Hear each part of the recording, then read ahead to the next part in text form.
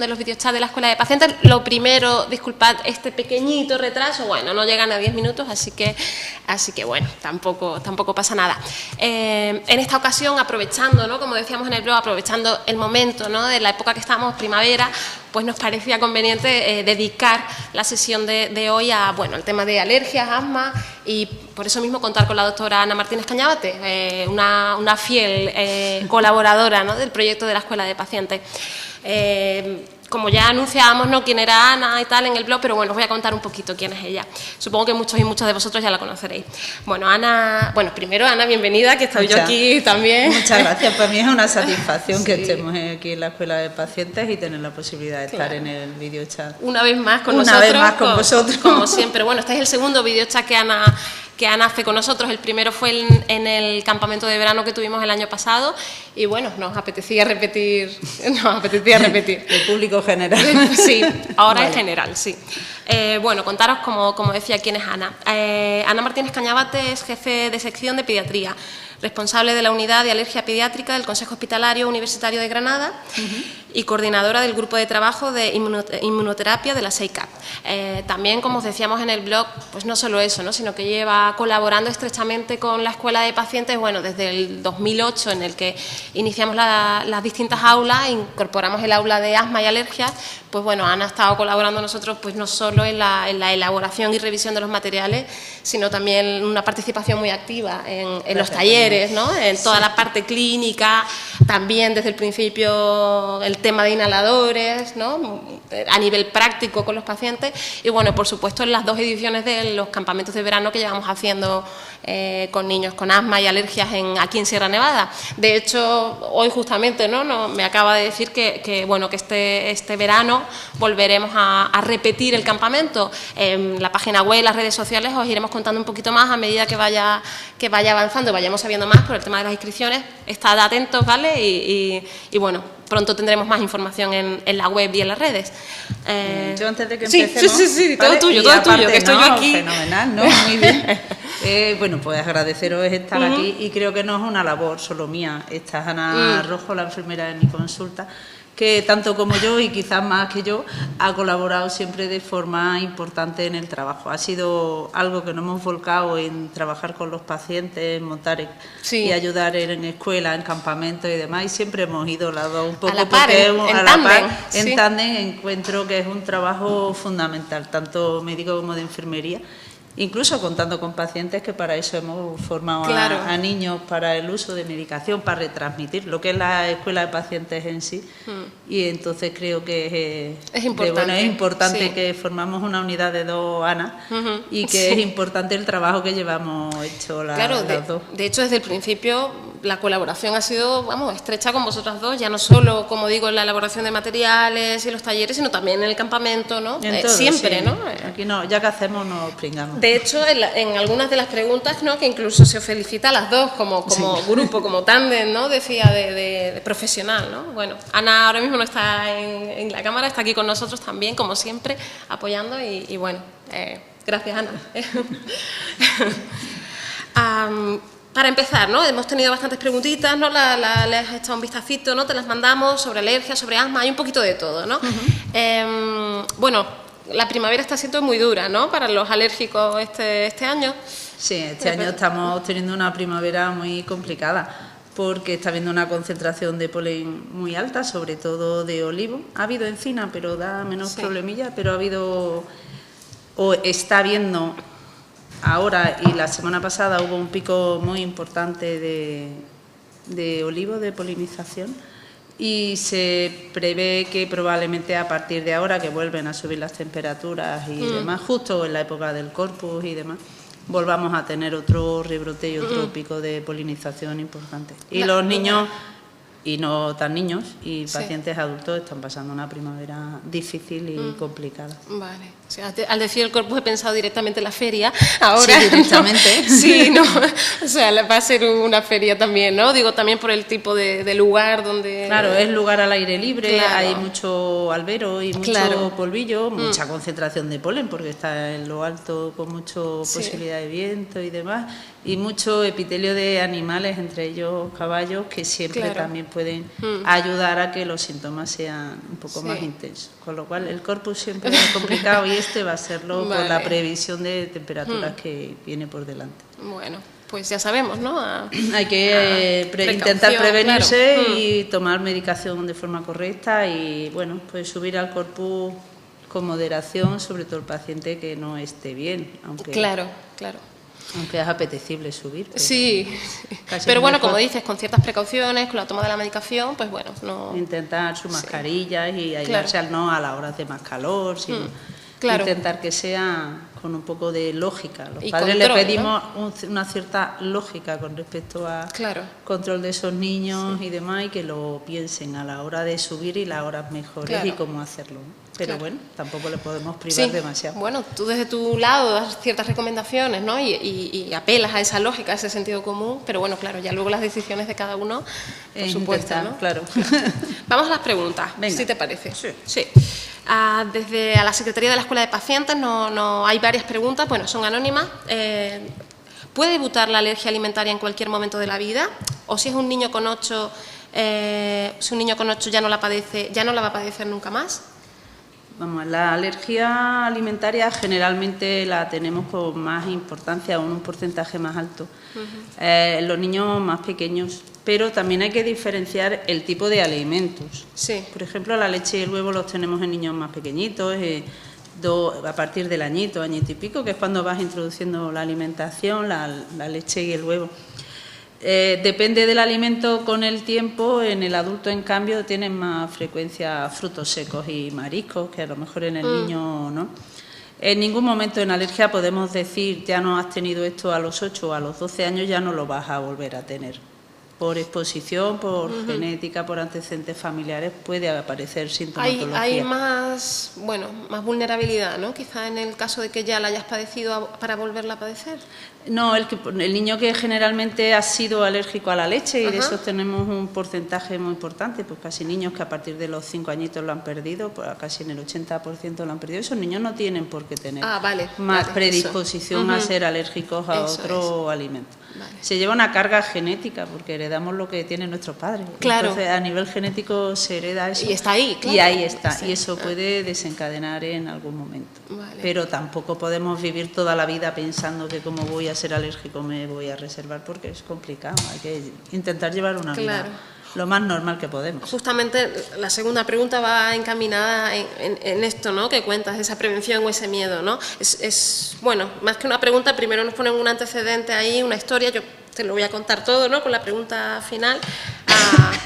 Bueno, esta pregunta está hecha por una compañera de aquí de la escuela, Consuelo, ¿no? Y es respecto a su hijo Daniel, ¿no? Bueno, te cuento, ¿no? Además, claro, son pacientes tuyos, vuestros, de Ana y tuyo.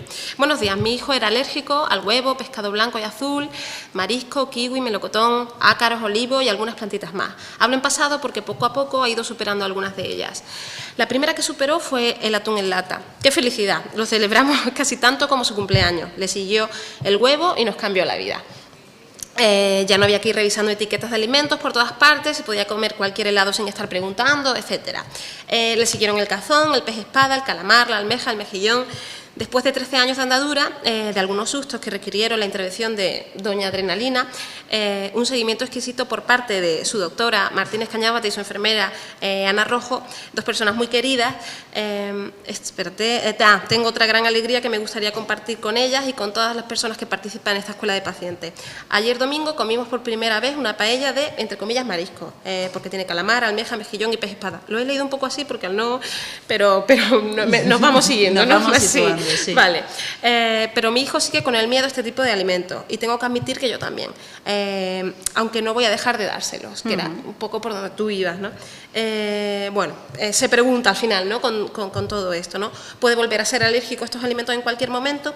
En fin, que siempre vamos a todos los sitios con el kit, ¿no? De emergencia, con doña Adrenalina, Ventolin, etcétera, ¿no? O sea, más que nada ella es el miedo, ¿no? Aunque haya superado todo esto, bueno, un poco como la pregunta anterior, ¿no? Pero el miedo es difícil de superar, y lo entendemos todos. Pacientes que han tenido anafilaxias, que han precisado el uso de adrenalina, es complicado, ¿no? La seguridad que les damos nosotros en la consulta es que las pruebas de tolerancia o de exposición las hacemos allí para comprobar que no tengan reacción ni nada. Realmente, habiendo superado determinados tipos de alimentos y de alergia, como fue el huevo, los pescados y demás, generalmente no tiene por qué ir apareciendo. Luego es verdad que existe la complejidad de los distintos tipos de pescado y demás. Este es un paciente que se maneja con los tipos más o menos fijos, pero que le abres el campo de... ¿Cuántos años ya, perdona que te corte, cuántos años llevas tratándole? Pues yo creo que los 13 que tiene. Ah, vale. Vale. Continúa, por favor. A lo mejor no te digo los 13, pero a lo bueno, mejor los 12 y medio, vale, por ahí, ¿no? Y luego lo del Ventolin es un paciente asmático con una rinoconjuntivitis alérgica que ahora mismo, si yo no me equivoco, cuadro asmático está controlado y no ha vuelto a tener síntomas desde el punto de vista asmático. El llevar adrenalina a niños que ya han superado alimentación, medicación y que si yo no recuerdo mal no tenemos alergia a frutos secos, realmente tampoco justifica vivir con el miedo. Yo sé que Dani tiene el problema de que es muy aprensivo, que también es lógico, claro. ¿no? Son pacientes que han vivido siempre con el miedo de esto no, niño, esto no lo hagan, niño, lee la etiqueta, el ir perdiendo ese miedo. No terminas de confiarte, ¿no? Al final, claro, del todo. No te terminas de confiar del todo porque la lectura de etiquetado y luego... Es complicado, aparte que va con letras chicas y tienes que llevar gafas de aumento siempre, porque sí, no. Luego el preguntar determinadas composiciones en los restaurantes, en sitios donde lo hacen, la gente no cae, dice, ¿lleva leche? Y dice, no lleva leche, pero claro, lleva leche, o son croquetas y llevan bechamel, claro, o lleva rebozado y lleva huevo, o... No tiene huevo y resulta que le han hecho el lomo en la plancha con el huevo.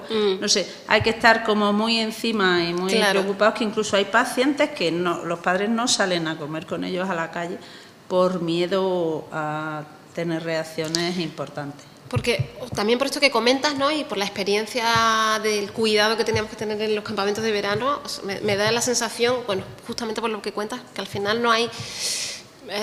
mucho conocimiento, ¿no? En la sociedad en general, o sensibilidad, ¿no? En el tema de restaurantes, ¿no? Conocimiento al final del tema, ¿no? Es complicado porque nos cuesta trabajo la educación, no solo a los padres de los pacientes, ¿no? Incluso a los mismos pacientes. Manejamos niños pequeñitos, pero bueno, ya en el adolescente o en el niño mayor lo vamos concienciando, ¿no? Pero en la población general es muy complicado porque, bueno, pues tienes que estar muy encima del personal que trabaja en la restauración y es difícil porque está muy metida la celiaquía. Claro. Las dietas para celíacos son muy fáciles y muy manejeras y realmente una reacción inmediata en el celíaco no va a haber. Y no hemos sabido, porque yo creo que podemos echar la culpa personal, profesional como padre, la importancia que tiene una reacción anafiláctica en un niño por una toma accidental de una traza que no caías, pues de un fruto seco, de una nuez, de un poco de clara de huevo o algo así, y hay pacientes que tienen verdaderas reacciones anafilácticas y no hemos sabido llegar todavía a la formación de personal de restauración para que tengas muy claro que sí o que no, cosa que además es muy complicado. Claro. Leche, huevo, frutos secos. En cocina actual, no solo en casa, sino... Sí, claro, está a la orden del día. Está a la orden del día. Que no se vea lo que tú dices, ¿no? Algún resto, es que casi todo está ahí. Y hay pacientes que son muy sensibles, con lo cual... Claro. Pero bueno, estamos intentando formar, llegar y nosotros hicimos... Ana fue en el congreso en el 2011 hicimos curso de formación tanto para profesorado como para personal que atiende a comedores y demás, porque creo que es labor de todos el poder formar y que la gente tenga ese concepto de que puede haber una reacción muy importante en un niño alérgico. Al final, ¿no? Como con todo, esa es la actitud o el camino, ¿no? Es cierto que hay poco conocimiento, poca sensibilidad, etcétera, pero ¿cómo se cambia eso, no? Pues a través de la formación, incluso nosotros desde Escuela de Pacientes, que el tema de las alergias alimentarias nos pareció importante introducirlo, ¿no? Meterlo como aula nueva, ya no solo en los campamentos, sino nos parecía, bueno, justamente por esto que estamos hablando, un tema poco conocido, poco tratado, bueno, pues cómo se provocan los cambios, pues Pues formando. Bueno, formando, ¿no? Educando, ¿no? Si no damos educación y no damos formación, no conseguimos nada. Hacemos guetos de pacientes, pero no damos, no intentamos normalizar vida. Y lo que hay que pretender con estos niños o estos pacientes adultos es normalizar vida. Claro. Así que, ese es el camino, en eso estamos, claro, yo poco creo a poco. Que el trabajo cuesta y hay gente que le gustaría que esto fuera mucho más rápido. Claro. Pero bueno, todo necesita su tiempo, su paciencia y su buen hacer y su andadura. Y el que se vayan sentando unas bases muy importantes, que luego hay algo por ahí que luego comentaremos con los colegios y creo que es fundamental, ¿no? Vale, muy bien. Vamos a seguir, fíjate, ahora entramos un poquito más en el tema de asma, que tenemos unas cuantas. Asma y herencia. ¿El asma es una enfermedad hereditaria? Sí. Ya lo hemos comentado. Existe una predisposición. Sí. Tú heredas la cuestión genética que tu padre, tu madre tienen, pues si tuvieran aviones heredaríamos aviones. Yo lo digo en la consulta y la gente se ríe, pero es verdad, ¿no? Claro. Aceptamos o nos dan lo que los padres tienen. Existe una predisposición genética y eso hace con determinado desarrollo, exposición, estilo de vida y todo, que se desarrolle antes o después en determinados pacientes. Lo comentabas antes también, ¿no? Con el tema de las alergias. Se me olvidaba, lo pregunta Pedro, ¿vale? Que no quiero dejar los que no sean anónimos sin decir. Yo creo que esta no da para más, ¿no? O sea, una respuesta rotunda y clara, ¿no? Claro, es que, bueno, a eso le súmese una predisposición y a lo mejor por determinadas infecciones virales, por determinadas exposiciones fuera de ritmo normal pueden ponerse de manifiesto antes o después, ¿no? Claro. Dice, es que yo no he tenido nunca alergia, ahora a mis 40 años he empezado con síntomas de alergia. A lo mejor nuestros hijos pues empiezan antes por el tipo de vida, la exposición, por infecciones virales que a lo mejor se están poniendo más de manifiesto ahora que antes. Vamos cambiando, gracias a Dios. Sí, claro. Todo tiene que ser dinámico y vivido, ¿no? Antonia nos pregunta, bueno, son varios puntos, ¿no? Querría que me contestara las siguientes preguntas. Gracias. Son 5 puntos. La primera, edad de inicio del asma, grado de inflamación de las vías aéreas, severidad de los síntomas, respuesta a las medicinas, relación entre asmas y otras alergias. Tienes aquí un... Tengo toda la patología, todo un compendio de medicina. La edad de inicio del asma no tiene edad. El diagnóstico de asma lo podemos confirmar entre determinadas patologías de base, ¿no? Pacientes por debajo de los 6 añitos, 3 añitos, que tienen varios episodios que responden bien al Ventolin, los podemos etiquetar de sibilantes recurrentes o de asma, indistintamente una cosa a otra. O el niño de 6 años, por definición catedrática más o menos, es que iba a decir otra cosa.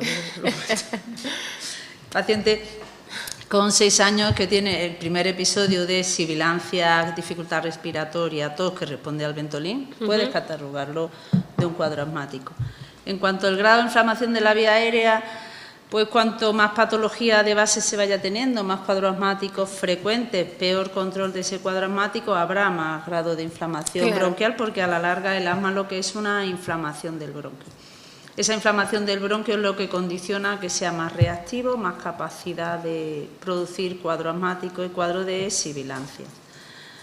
En cuanto a la severidad de los síntomas, pues varía mucho ante determinadas exposiciones. En época de número de polen, concentraciones altísimas, como hemos tenido, como ha tenido Jaén, que ha llegado a los 12.000 me parece, pues son pacientes que tienen crisis muy importantes si no están bien tratados, si abusamos del uso de los salbutamol y si nos tenemos una exposición a las 5 de la tarde en mitad del campo de fútbol y nos ponemos a jugar al fútbol.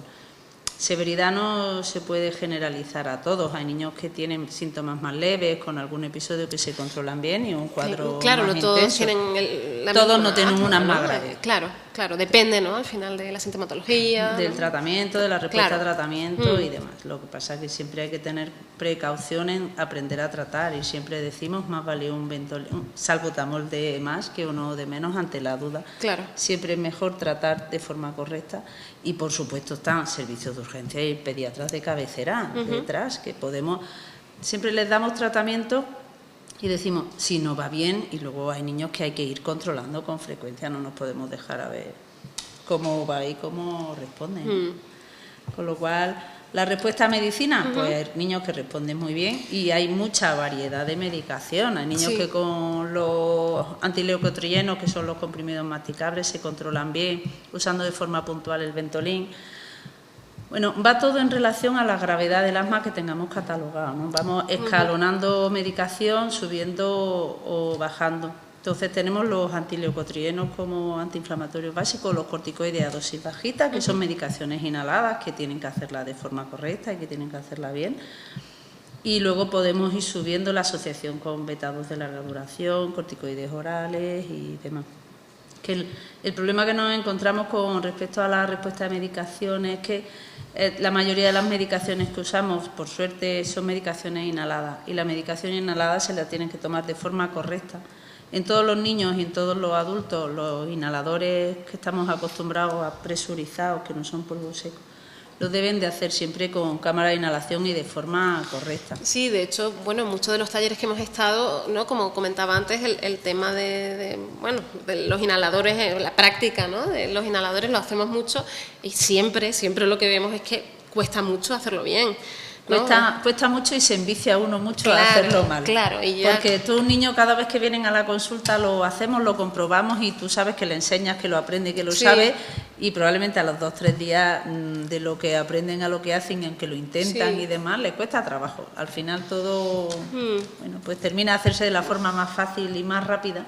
Claro. Y no es lo correcto, pero... Claro, que no es que sea algo difícil, en realidad, sino que hay que prestar atención a los 4 o 5 pasitos, ¿no? Sencillos, pero por la rapidez, ¿no? Muchas veces se salta alguno y hay que intentar mecanizar, ¿no? Claro. Es como todo, es mecanizar, es como cuando te metes en un coche, sabes que tienes que hacer pisar primero, pues igual con los inhaladores, intentar que mecanicen de forma correcta y sistemáticamente cómo hacerlo y que pues generalmente una vez así responden bien. Claro. ¿Y respecto a la relación del asma y otras alergias? Vale. Yo te meto ahí. Con respecto a asma y otras alergias, no sé si es asma alérgico o asma por alergia alimentaria, que lo más así. Vale, bueno, tú comentas lo que tú veas, sí. Con respecto a otras alergias, generalmente en el niño por evolución, ¿vale? Sí. Y normalmente podemos empezar con una alergia alimentaria, suele evolucionar luego a un cuadro de rinitis y luego a un cuadro asmático, aunque luego la rinitis perdura más tiempo. Pero no todo paciente alérgico a alimentos es alérgico, tiene cuadro asmático posterior. Ni todo paciente asmático hace una alergia alimentaria, ni una alergia a medicamentos, por ejemplo. ¿Vale? Sí, no necesariamente. No necesariamente. Hay una asociación con determinados alimentos, pero generalmente no todo paciente que ha tenido una alergia alimentaria termina con un cuadro asmático, ni al revés. ¿Qué cosas, Miguel nos pregunta, qué cosas causan inflamación de las vías respiratorias? Hablando en cuadro asmático, los alérgenos en general, los neumoalérgenos, que son los que condicionan una irritación y una inflamación de vía bronquial. Y dentro de ellos estamos acostumbrados en lo que es Granada y la zona de la provincia de Granada, menos la zona de costa, a tener un asma apolínico. Tenemos asma de generalmente, y no eso, pues de abril a junio aproximadamente, pero porque es nuestra época más intensa, aunque luego en septiembre o octubre tenemos un rebrotecillo de gramíneas o alguna maleza y podemos tenerlo. Y luego el ácaro, los ácaros del polvo, que sí puede haber. Lo que pasa es que en Granada, por la altitud que tenemos, la falta de humedad es muy raro. Claro. Y luego tenemos la alternaria, que es un hongo de la humedad, aunque choca un poco pensar que en Granada existe hongo de la humedad, que es la alternaria, ¿no? Que por las zonas de humedales de Vega y de Chopera... Te iba a preguntar por dónde, digo, no, yo no sabía. Pues, sí, tenemos una concentración alta y tenemos bastantes no, tenemos el 90% de niños con asma polínica de nuestros pacientes de la consulta. De eso te puedo decir que nosotros de ácaros tenemos muy poquito y de alternaria pues casi más que de ácaros, tenemos un 5 o 7%, con lo cual, aunque parezca raro, vivimos en una zona, la zona de Fuente Vaquero, la zona de las Choperas y demás, ahí tenemos un asma por alternaria complicada, pero es un asma perenne además. Pero esos factores desencadenantes... desencadenan un cuadro asmático y a la larga lo que es un cuadro asmático se produce una inflamación bronquial, eso es lo que desencadena una inflamación bronquial. Y por ejemplo ya no solo tipo polen, ¿no? Con gramínea, etcétera, ¿no? ¿no? La humedad, sino también pueden inflamar las vías respiratorias, tabaco o productos... Perdón, claro, yo estoy hablando en niños, pero es verdad que en parte que a Granada, ¿no? Un poco también la situación de aquí, pero por que se nos olvida claro. el tabaco, que gracias a Dios cada día está menos dentro de ningún sitio, sí. Pero de vez en cuando nos quedan los reductos de las casas y de los coches. Claro. Porque se nos olvida y en las casas no se fuma, no, fuman en la cocina, fuman no sé dónde, pero bueno. Yo intentamos que no se fume delante de los niños, ni de mujeres embarazadas, ni nada, porque es lo sano para todos. Pero no se nos puede olvidar que en los coches tampoco se puede fumar, porque claro, además nos metemos a un sitio muy cerrado, polínico, cerramos las ventanillas y nos ponemos el padre o la madre a fumar. Yo no hablo de uno de otro, yo no puedo fumar, por favor. El tabaco es un irritante que produce inflamación bronquial, aparte de todas las consecuencias y las secuelas que produce. Claro. Y, por ejemplo, temas de... Yo te pregunto... No sé, tú preguntas. Sí, yo lo más que puedo decir es que no te la pueda contestar, pero... Pues productos de limpieza o sprays, ¿no? Claro, todo lo que la madre dice, ¿por qué se le produce? Existen efectos irritantes, ¿no? Efectos de inhalación de, no solo el humo del tabaco, de la contaminación. Claro. Los sprays, las lacas, las colonias, los barnices y las pinturas, ¿no? Los niños que siempre... Hay que tener un poco pensamiento que cuando se pinta en una casa o se barniza, el niño asmático puede desencadenar por efectos irritantes. Claro. Y hay épocas también que, por ejemplo, la humedad del ambiente puede producir un efecto irritante y puede desencadenar un cuadro asmático. Y en parte producir una inflamación. Claro, ¿Vale? Sí, bien, ¿no? Sí. Hemos dado un repaso además a todos esos factores desencadenantes y cómo, bueno, precauciones, ¿no?, a tener en cuenta con respecto a ello. Lidia nos pregunta si tiene cura el asma. Vale, generalmente, bueno, el asma, lo primero que tenemos que hacer es un diagnóstico correcto y tenemos que etiquetar si el asma que tenemos está producido por lo que hemos hablado, por neumoalergenos, por pólenes, por ácaros o por algo específico. Si es por efecto inespecífico, que pueden de ser, yo qué sé, aparte de los fumadores que pueden tener cuadro asmático y demás, bueno, pues quitarlos de en medio. Y luego hay un cuadro de asma en el que no encontramos la causa que lo produce, que a lo mejor ese es un asma intrínseco que necesita un tratamiento de por vida. ¿Vale? El asma extrínseco, el que sí conocemos, ¿no? El que conocemos y manejamos nosotros, y es el más frecuente en niños. Bueno, de ahí tenemos dos vías. Uno que son lo que hemos hablado antes de los sibilantes posvirales, el niño pequeñito que tiene cuadro asmático después de infecciones virales y tiene cuadro de sibilancias frecuentes, de crisis asmática y demás. Ese, si no hay unos antecedentes familiares importantes, suele desaparecer hay un rango, ¿no?, entre los 6 y los 13 años de edad. Y luego hay otro grupo que son de pacientes con asma alérgico por ácaros, pólenes y demás, que necesitan un tratamiento, un control correcto, y actualmente tenemos las vacunas desensibilizantes o alérgenos específicas que con un buen diagnóstico y una buena indicación y un extractos de garantía tenemos una curación o un control, porque realmente a lo mejor hablas de asma asintomático. Claro. En determinadas situaciones un paciente puede tener un cuadro asmático aunque haga años que no lo ha tenido, pero no es lo habitual. Son gente que mejoramos mucho esa inflamación bronquial, mejoramos mucho su función pulmonar y eso hace que ese paciente podamos considerarlo curado. Claro, que aunque sea una enfermedad crónica... Es una enfermedad crónica. Sí, pero igualmente se puede llegar a unos niveles... A unos niveles de asintomáticos. Vale. Sí, porque incluso en algunos talleres, ¿no?, al hacer la pregunta recordar, en algún taller, por ejemplo en Cabra, de algún padre que comentaba que había tenido asma y que con la buena medicación, haciendo deporte, ¿no?, como que había conseguido y tenemos pacientes que remitiera, asintomáticos. ¿no? Claro. A lo mejor es verdad que los síntomas nasales, que no lo pregunta, se mantienen más tiempo y son más latazos, ¿no? Sí. Aunque la más grave en cuanto a patología, el paciente con rinitis lo lleva peor. La calidad de vida le afecta mucho más el paciente con rinitis que el cuadro asmático en sí. Controlamos mejor y es mucho más molesto en cuanto a la calidad de vida. Ah, vale. Sí, no te preocupes. Vamos a ver si esto es de de asma, digo, viene a cuento, vamos a hacerla, nos ha venido una pregunta por Twitter, ¿puede ser? ¿Sí? Vamos a hacerla ya, si te parece. Vale. Porque supongo que si la he hecho ahora es porque viene a colación de lo que estamos hablando. Bueno, Diana González nos pregunta: mi niña va a la guardia y lleva todo el invierno mala. El pediatra me dice que me deshaga del gato, por precaución. ¿Debo hacerlo?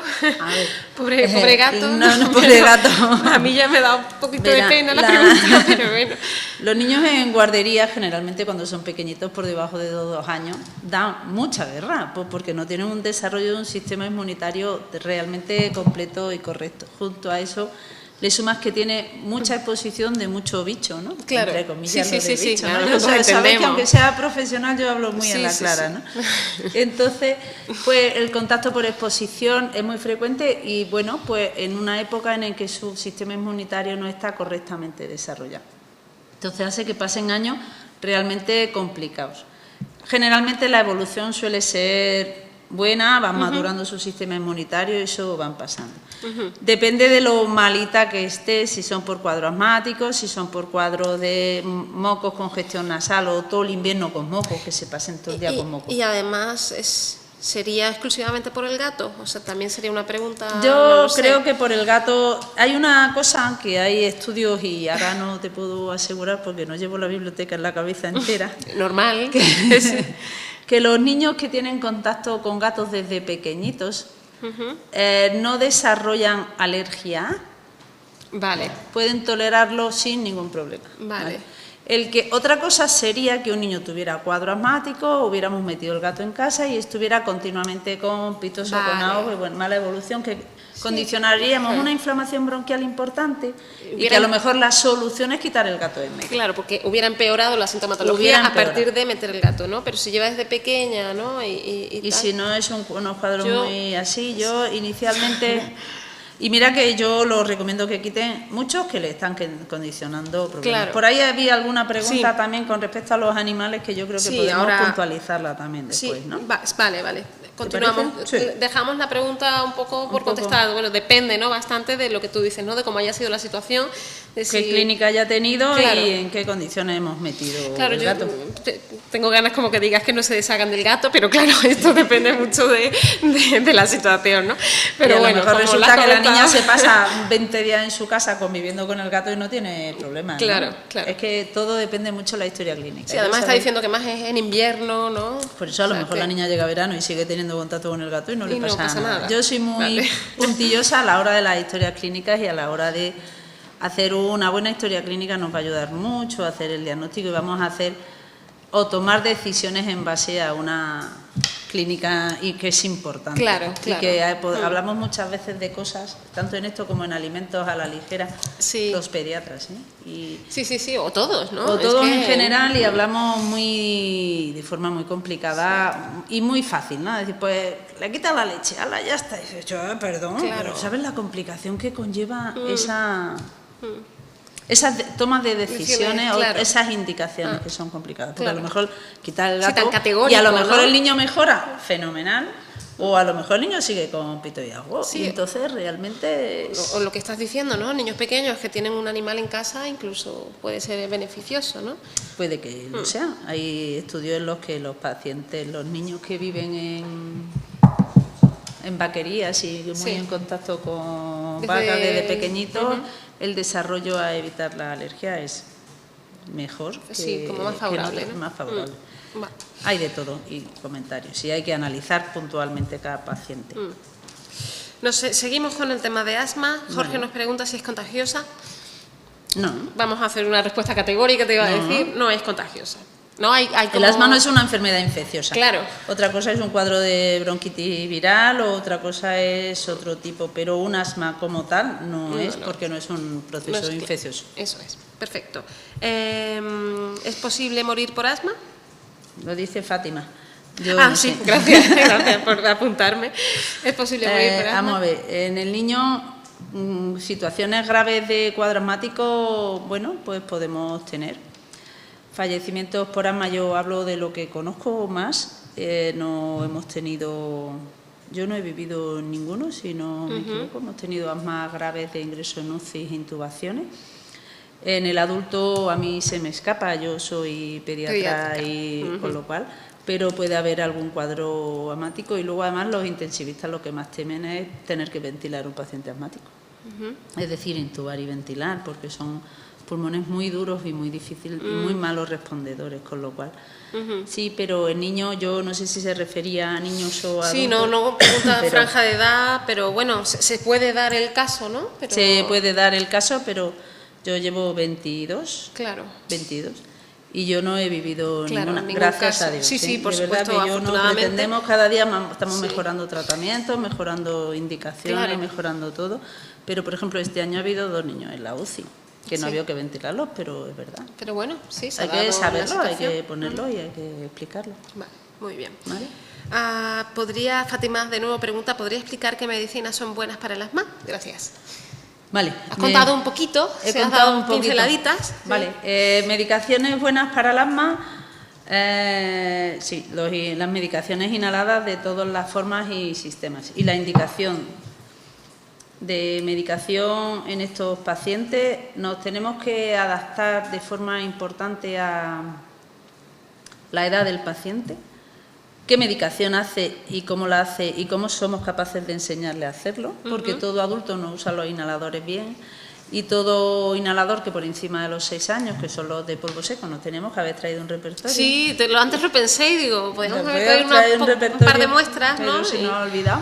Sí. Tenemos que enseñar a hacerlo y en determinados momentos hay veces que no se hacen de forma correcta porque una crisis es complicada. Para eso están luego los servicios de urgencia para la hora de nebulizar medicación. Indicación, siempre medicación inhalada, que sepamos que es como damos menos dosis, con menos efectos secundarios, con mejor absorción y con, que no se nos debe de olvidar nunca, con efecto en el órgano diana. El órgano diana es el bronquio y son los pulmones y es medicación que va directa, siempre que se haga de forma correcta, a pulmón y a órgano diana, con lo cual, con esas 2 premisas y requisitos tenemos. Luego, por supuesto, tenemos los corticoides orales o los corticoides intramusculares o los corticoides intravenosos, en casos más así, que quizás es un pilar fundamental ante una crisis importante. Claro, pero eso de manera puntual y según la casuística, me imagino, de cada paciente, ¿no? Sí. Pero, y luego tenemos, que ya quería comentarlo, actualmente se está usando una medicación que es subcutánea, que es un anti-IgE, yo digo porque a la gente le gusta saberlo, y a mí me gusta que la gente esté informada de lo que tenemos, que la indicación es en pacientes con asma grave, de administración hospitalario y que están respondiendo bien y que, bueno, pues lo estamos usando, pero en determinados pacientes. No son muchos, pero son cuadros de asma y con eso está yendo bien. Digamos, la indicación es cuadro de mal control o de asma grave. Y siempre tenemos que estar detrás de insistir en que la medicación se tome de forma correcta, como lo mandamos y como lo hagamos, porque muchas veces de los problemas de descontrol que tenemos es el mal uso de la medicación. Entonces, por hacer recopilación, ¿no? Como 3 grupos, ¿no? Has comentado, ¿qué serían? Por un lado, inhaladores. Tenemos los inhaladores, y claro, dentro de los inhaladores tenemos los corticoides inhalados, los betados de córtalo, el salbutamol, perdón. Y los antileucotrienos, que aunque sean en comprimido, entra dentro del grupo inicial. Los corticoides parenterales orales, en comprimidos intramusculares o en pastillas, y luego la anti-IgE a la hora de pacientes que tengan un mal control, digamos que va casi escalona. Y luego dentro de medicación inhalada tenemos mucho rango, muchas posibilidades de subir, aumentar, bajar o cambiar. Claro. Ricardo nos pregunta también sobre los inhaladores. ¿Los inhaladores aplicados mientras el niño duerme son menos efectivos? Yo entiendo que un niño dormido no puede hacer... inhalar. De entrada depende, si se refiere a un lactantillo en el que lo usamos con cámara de inhalación, con mascarilla, hay veces que lo recomendamos porque casi es mejor que lo haga a respiración tranquila que llorando y berreando. Claro. ¿Vale? Lo mismo puede funcionar mejor mejor si lo hace en estado tranquilo, dormido, que peleándose con el niño para darle depende de la edad que también depende de la edad. Y claro, un niño cuando duerme, pues si lo que queremos hacérselo es en polvo seco, no lo va a hacer porque no va a tener flujo y parada. Depende de la edad y cómo esté los lactantillos, a lo mejor. Pero no es mala en idea. alguna circunstancia incluso recomendable, ¿no? Sí, no pasa nada el que lo hagamos. Monse nos pregunta, ¿a qué se puede ser alérgico? Esto es amplio y largo, Bueno, ¿no? Pero lo podemos resumimos. acortar. Vale, Eso es muy fácil de contestar y no es por mala. Se puede ser alérgico a lo que uno tiene contacto con él. Tan fácil como eso.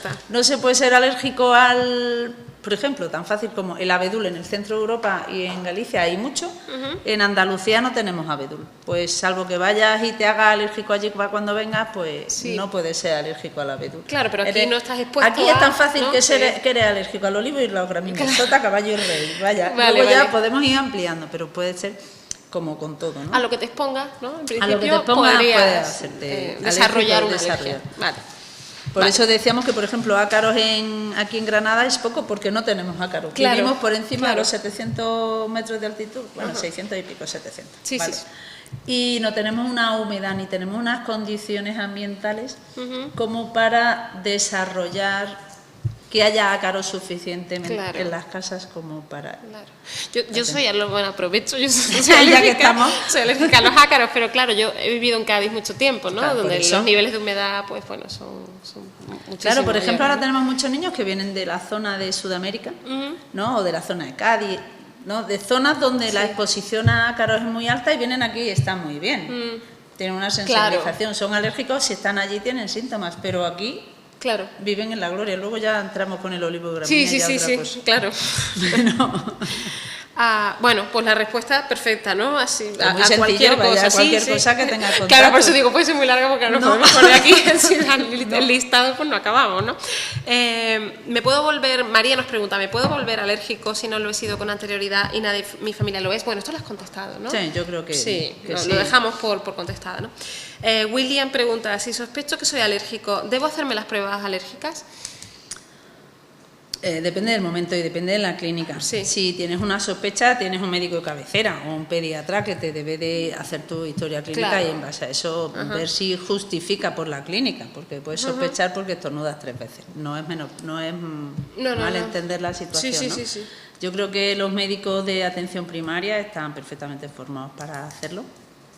Ahora, si tenemos un cuadro asmático que no se controla, o cualquier cuadro asmático, una rinoconjuntivitis, que está dando síntomas, hay que hacerlo, hay que hacer un diagnóstico etiológico. Es parte, ¿no? Es como parte, es como si al epiléptico no le hiciéramos un electro para diagnosticarlo. Claro. El paciente alérgico, un diagnóstico etiológico es lo que se debe de hacer y nos da la respuesta, y nos da la pregunta que tenemos. Yo siempre digo que ahora, por ejemplo, en este tiempo hay mucha gente que dice, es que me tiene que hacer la prueba alérgica. Digo, vale, si curaran yo se la haría cuando fuera como fuera, pero no cura. Y el paciente que en este tiempo está teniendo sintomatología, tenemos el olivo y la gramínea, sobre todo el olivo. Entonces, da igual, hay que tratar, hay que prevenir y hay que hacerlo. Y luego ya estaremos a tiempo. No es urgente hacer un diagnóstico etiológico en paciente polínico ahora. Vale, perfecto. ¿Vale? Otra pregunta que nos hace William. Si las pruebas alérgicas son negativas, ¿no soy alérgico?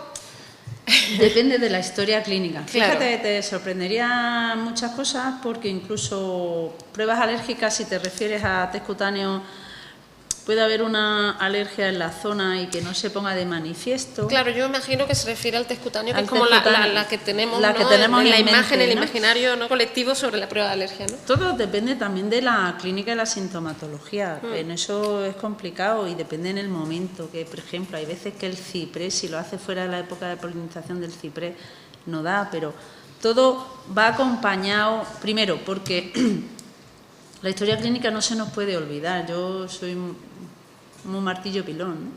Me gusta insistir mucho que para no hacer pruebas innecesarias, no hacer malas indicaciones, te tienes que basar en una correcta historia clínica, si no, no sirve. Una selección de pruebas cutáneas o de analítica en sangre, que da igual. Y luego, bueno, pues ver qué consecuencias tiene y ver si realmente, si el paciente está en primavera con estornudos, síntomas asmáticos y no sale, pues repítelo o completa por otro tipo de analítica. Sí, no es tan sencillo, ¿no? Como no es tan sencillo. No soy alérgico, ¿no? También sería, me imagino, que ver lo que dices, ¿no? La historia clínica, el caso de cada, hay paciente, su sintomatología, cuándo, ¿no? Se da. Todo, y luego hablamos de cuadro, pero en alergia alimentaria tenemos una clínica, además alguna clínica muy importante, que no conseguimos diagnosticarla por pruebas alérgicas y por Claro. pruebas cutáneas. Entonces, bueno, Sí. pues las herramientas son las que tenemos. No tenemos todas las herramientas en nuestra mano, ni somos capaces de diagnosticar muchas cosas, y a lo mejor nada más que por la clínica podemos decir este paciente tiene Claro. una alergia no mediada por IgE. Entonces, Sí. esa alergia no mediada por IgE no la podemos poner de manifiesto de ninguna manera, nada más que por la clínica. Claro. Fíjate lo importante que es la clínica en esos pacientes, ¿no? Vale. Sí, es más amplio, ¿no? Entonces, Que no más es tan complejo, sencillo, tan sencillo, ¿no? que si no sería muy fácil. Vamos Vale. a uno allí, se mostraba y dice, me hago esto y ya está. No. Vale. Bueno, bien, ¿Bien? sí.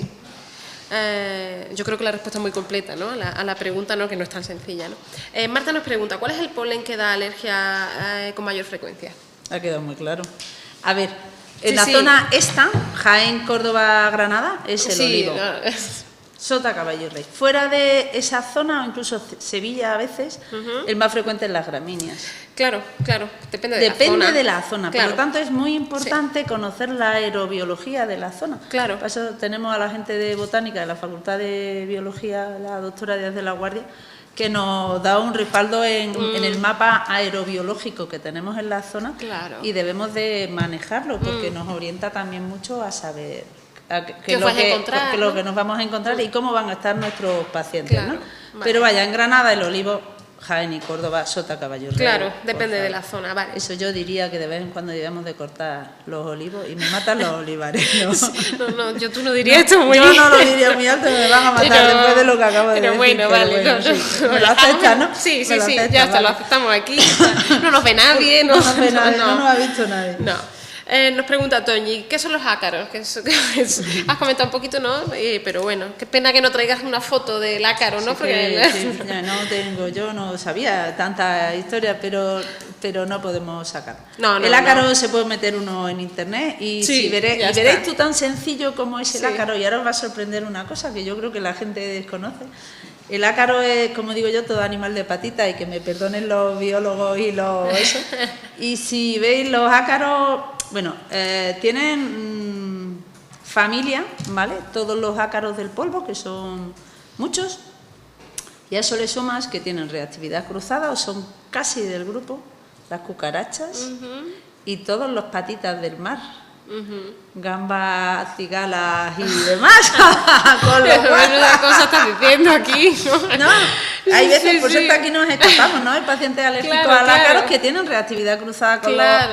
con los mariscos, que no lo pueden tomar, con las gambas y las patitas. Y es por eso, ¿no? Y es por eso, ¿no? Pues son animales que tienen reactividades cruzadas y tienen proteínas que comparten. ¿Dónde los podemos eso, encontrar? es justo lo que te iba a decir, ¿no? Mira, en nuestra zona, como en cualquier sitio, ¿no? Los ácaros proliferan y viven de las escamas humanas. Entonces, pues, en sitios donde hay depósitos de escamas humanas, y además se van acumulando, ¿no? Colchones, sofás, alfombras, muñecos de peluche y demás. Ahí es donde prolifera, porque se quedan las escamitas y van comiendo y se van alimentando, con lo cual van reproduciéndose. Si a eso le sumas un ambiente de humedad perfecta, pues resulta que va creciendo en su ser. Claro. Por eso aquí no lo tenemos, pero no tenemos tanto. Lo que tenemos que intentar es en las casas que no hagamos ambientes raros, ¿no? Digo que tenemos un ambiente muy sano en Granada y provincia, menos la zona de la costa, y que no me malentienda la gente de la costa, Claro. que no tenemos ácaros, que no metamos demasiado alfombras, muñecos de peluche y determinadas cosas, Claro. ni demasiado humidificadores en las habitaciones, que eso podemos hacer que el paciente hagamos vida, ambientes no normales. Claro, que ya que aquí el ambiente es tan bueno como sí. dentro de las casas, no empeorarlo, ¿no? Claro. Vale. Vale. Toñi nos pregunta, bueno, a ver, esto más o menos, a ver si tú consideras que está contestado. Si soy alérgico a mi gato, a mi perro, ¿por qué no asocio los síntomas a su presencia? ¿Puedo seguir conviviendo con él? A ver, el ser alérgico, vamos a diferenciar una cosa, y yo creo que además me ha gustado que saliera esta pregunta y no es fácil de contestar, ¿vale? No todas pruebas cutáneas ni analítica de sangre positiva en IgE condicionan una alergia. Eso por liar un poco la cosa, pero yo creo que la gente lo debe saber, ¿no? Y además los pacientes míos de la consulta lo saben y lo hablamos con facilidad. Tú, unas pruebas positivas, hablas de que tienes una sensibilización. pero si no tienes síntomas ninguno al contacto con los animales, no eres alérgico. Claro. ¿Vale? Vale. Entonces hablamos de dos cosas. Por un lado, sensibilización, que por eso no hay que hacer pruebas que no sospeche que tenga síntomas, ¿vale? Tiene una sensibilización a perro y gato, pero no tiene una alergia a. En estos pacientes la recomendación y la que hacemos nosotros es que es mejor que no deje de tener contacto con el perro o con el gato, porque si no, el dejar de tener contacto con el perro y el gato, a la larga puede condicionar que al volver a tener contacto con el perro y el gato y empeore. Vale. Otra cosa es que a lo mejor en la época gorda, pues ahora que tenemos una inflamación, paciente con rinitis o con cuadro asmático por polenes, no se exponga demasiado al gato y al perro, porque a lo mejor puede condicionar que empeore. Vale. Pero eso nos pasa también mucho con niños que le hacen analítica y le sale positivo a la leche, un niño que toma leche toda su vida. Ese niño está sensibilizado a la leche y no se le debe de quitar la leche porque no tiene síntomas. Claro. No es alérgico a la leche. Vale. Incluso quitársela puede ser contraproducente. Es contraproducente. Nosotros tenemos niños en la consulta con cifras muy altas de leche, de sensibilización a la leche, que le hemos dicho que por favor no le quiten la leche, porque el día que le quiten la leche, cuando se la queramos volver a introducir, vamos a tener un problema. Importante entonces diferenciar entre la sensibilización y lo que es la alergia, ¿no? Porque depende de una y de otra, habrá que tomar unas medidas u otras, ¿no? Nada, el paciente que tiene una sensibilización quiere decir que no es alérgico, no tiene por qué dejar de exponerse a, porque al revés, si se deja de exponer a, es cuando puede tener problemas. Vale, muy bien. Con lo cual ha salido un tema muy bonito. Es interesante, ¿eh? Sí, yo creo que esa duda seguro que está bastante generalizada, ¿no? Vamos regular de tiempo, ¿no? Nos queda, bueno, medio que, digo, por intentar... te lo comento me enrollo mucho. No te enrollas mucho, es que hay muchas preguntas, nos han venido una gran cantidad. Te lo comento por ir a lo mejor acortando un poquito. También lo que tú vayas considerando. Por eso, que algunas la hemos contestado. Bueno, vamos viendo. Virginia nos pregunta, ¿qué relación tiene el asma con la alergia? Qué bueno. Lo hemos comentado, y depende de la edad. Y sí, puede por ser, eso, esta la podemos, yo creo que dar por contestada. Virginia también nos pregunta qué factores pueden desencadenar una crisis de asma. Una crisis es la exposición a alérgenos, la exposición a lo que eres alérgico, un cuadro de una infección viral y un cuadro de ejercicio. Hay pacientes que pueden tener asma por ejercicio físico. Sí. Puede ser porque no tengan un buen control de su asma o porque no hayan hecho un calentamiento correcto y les puede desencadenar. Claro, porque de hecho, luego le preguntan, ¿no? ¿El deporte es recomendable cuando se tiene asma? Por supuesto. No, vamos a ver, tenemos que pretender que nuestros pacientes lleven una vida normal de niño. Eso es. De niño. Sí. Que tiene que hacer ejercicio, deporte, actividad física, salir y entrar. Ahora, en momentos de una crisis o estando regular no deben de hacerlo. Y ahora, en este tiempo, por favor, profesores de educación física, en la época de las horas de la gimnasia, de más calor en los patios, no me saquéis a los niños asmáticos, porque van a tener una crisis asmática. Es simplemente esa precaución. Y niños, por otro lado, no me salgáis al patio, no salgáis a no hacer deporte y me salgáis al patio a correr. Tener un poco de precaución a esa hora. Claro. Y eso sí puede desencadenar, pero nos deben de exigir, y yo le digo a los pacientes en la consulta, que me tienen que exigir que yo los ponga a que hagan una vida normal. Esa es la idea, ¿no? Claro, eso es lo que pretendemos. Y ya no solo con el asmático, con el que tiene diabetes, con el que, etcétera, ¿no? O sea, el niño con tiene las precauciones y las niño, recomendaciones, ¿no? Con sus precauciones y recomendación, y todo un niño no puede decirle no puede hacer gimnasia, no puede hacer actividad, no, tienes que hacer actividad física, aunque a lo mejor a las 12 de la mañana, ahora en plena época de polinización, por favor, profesor, no me lo saques al patio. Y además, no solo ya el hecho de llevar una vida normal, sino que realmente es bueno. Es imprescindible. Es lo mismo que con una correcta alimentación, es imprescindible para una vida normal y un desarrollo normal de un paciente pediátrico, es que lleve una vida de deporte, de actividad física y alimentación correcta. Vale, perfecto. ¿Vale? Respuesta perfecta, muy bien. ¿Los asmáticos pueden tomar aspirina? Nos pregunta Isabel.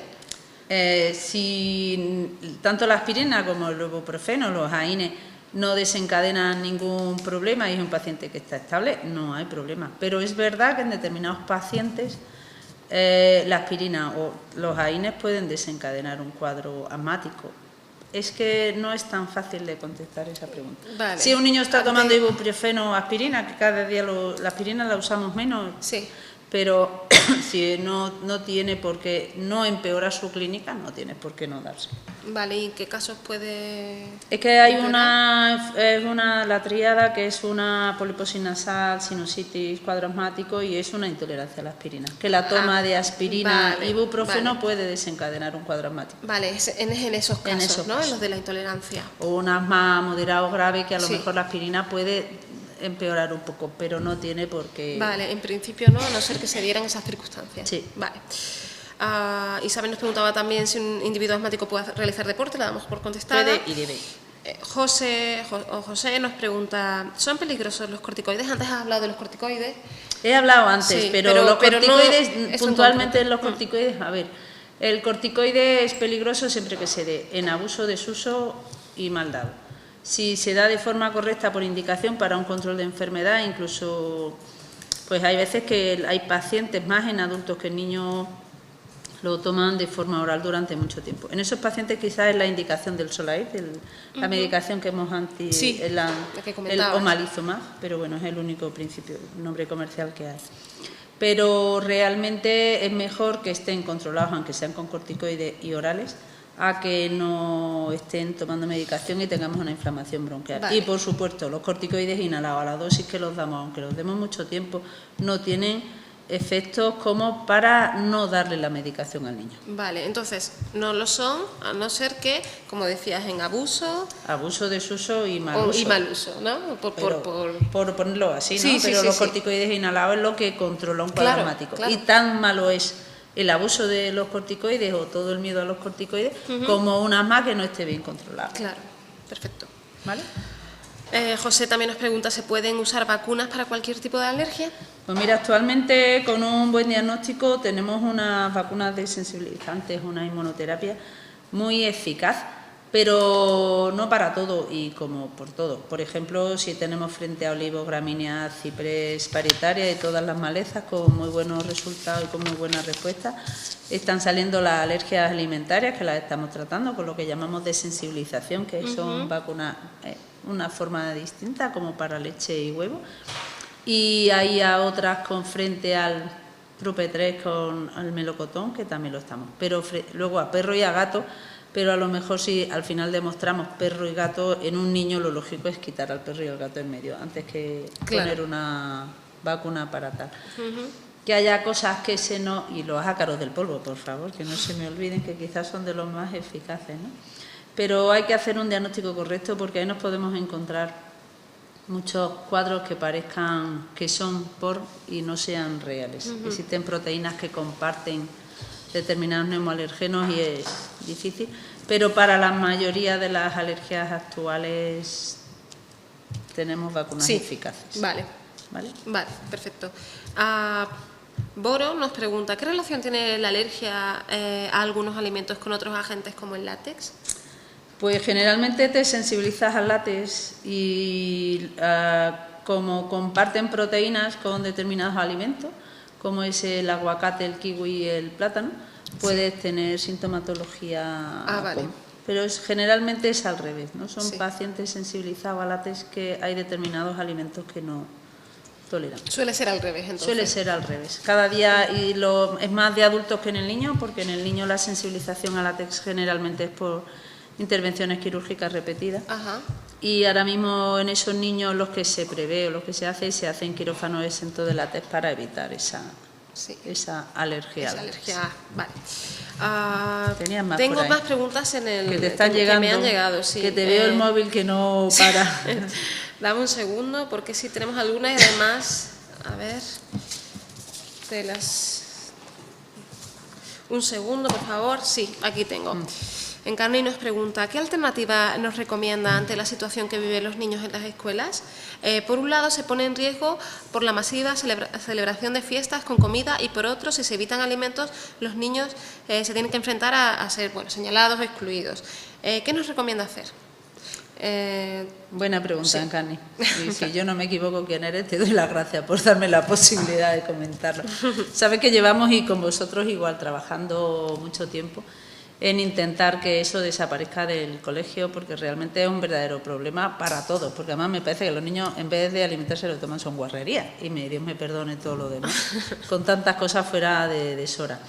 Se está trabajando con la Delegación de Educación en plan de actuación en pacientes con patología crónica, que ya se ha presentado, que queremos terminar de empezar, bueno, no, es seguir poniéndolo en marcha y ampliarlo, porque formamos a asmáticos que bastante problemas teníamos en los colegios, que no se le quería dar medicación, que ahí se hizo un trabajo de formación importante con la gente de los distritos sanitarios y con atención primaria, con apoyo de los pediatras y los médicos de los equipos de apoyo de los colegios. Y a raíz de ahí es por lo que se ha ido haciendo el protocolo de enfermedades crónicas. Y queremos, bueno, pues que aparte de todo, que los profesores, como hablamos antes de los profesionales de la restauración, pues los profesionales escolares sean también conscientes de que no es bueno apartar a un niño, tú esto no lo tomas ni lo debes hacer, y saber actuar ante una reacción importante. ¿Y este protocolo, o sea, qué perspectiva hay pues mira, de incorporarlo, de incursión?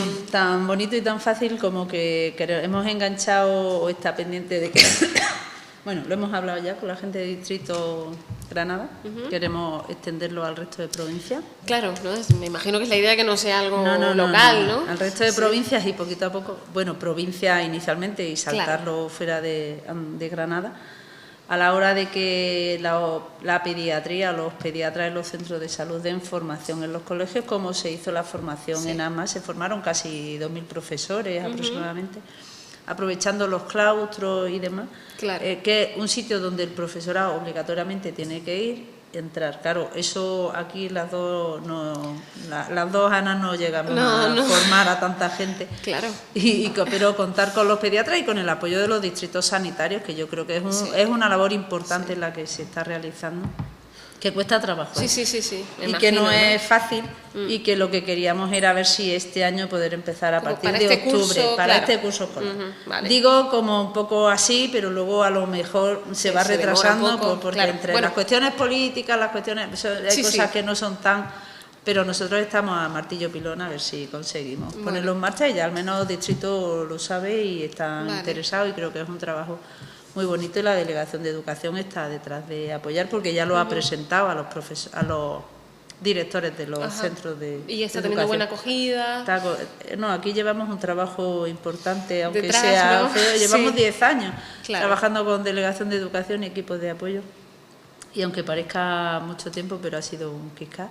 Pero está dando sus frutos, está costando mucho trabajo, y una cosa lenta, porque cuesta trabajo, porque además ha sido a base de nuestro horario fuera de laboral, menos hoy, que no hemos podido venir normalmente.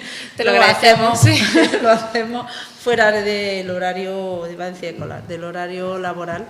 Y es una dedicación, bueno, porque nos gusta, porque pensamos que tiene su futuro, nos apasiona el tema y nos gusta nuestro trabajo. Y el trabajo es la vida, entre comillas. Quien me oiga me podrá decir que borra lo que estoy diciendo. Está soltando algunas pildoritas, vamos, porque no hay luego un zapi que si no, pero sí, te entiendo, ¿no? Bueno, era una buena, y justamente lo que hablábamos antes, ¿no? Al final, si queremos cambios, hay que empezar iniciándolos, ¿no? Hay que empezar a iniciarlos con intervenciones, de información, decías, ¿no? De este tipo. Sigo, es verdad. Que ¿cómo vamos de tiempo? Ya no hemos pasado. Vamos a terminar con sí, que yo creo que es importante. Me habías comentado algo con alternativas de alimentos. Sí, ¿qué alimentos alternativos debe incluir en su dieta un niño o niña alérgico al huevo y a PLV después de dejar de tomar leche hidrolizada? Mira, algo ha salido pincelada, pero creía que era importante comentarlo. Nos basamos en un concepto de alimentación, que la leche y el huevo son pilares fundamentales, y creo que debemos de tener considerado que no hay ningún alimento fundamental en esta vida, ni más prioritario ni menos prioritario, ¿vale? Se debe llevar una alimentación completa, variada y de todo. Pues tenemos los sustitutivos de la leche de los hidrolizados.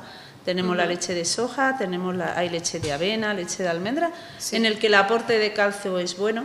Y el huevo, bueno, pues tenemos aporte de proteínas por la clara, pero tenemos la yema, que hay muchos niños que la toleran, como aporte de vitaminas de liposolubles, y si no hay alternativas con alimentos como es hígado, otro tipo de graso que tiene fuente de vitaminas liposolubles. Sí. Con lo cual, concepto, es que va a estar mal alimentado. No hay mala alimentación si llevamos una alimentación completa y variada.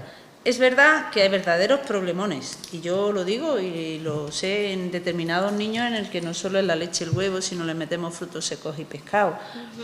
Entonces, ahí manejar esos niños, para eso necesitamos apoyo multidisciplinar, con nutrición y digestivo a la hora de manejo. Pero que no tengamos el concepto que mi niño no toma leche y ya va a tener un déficit, ¿no? Vale, sí, porque es la verdad leche, que esa idea está ahí, ¿no? la tenemos ahí, ¿no? Y yo siempre digo, los mamíferos por encima de los 3 años no toman leche. Todo lactante, sí, o todo mamífero, perdón, por encima de los 3 años no toma leche. Come de todo y come una dieta variada. Vamos a empecinarnos en que los niños tomen fruta, tomen verdura. Mastiquen, porque eso de tantos zumos, tantas historias, mastiquen, usen las mandíbulas, ¿no? Y digan, no, es que a mi hijo no le gusta y no toma. Y dicen, no, perdona.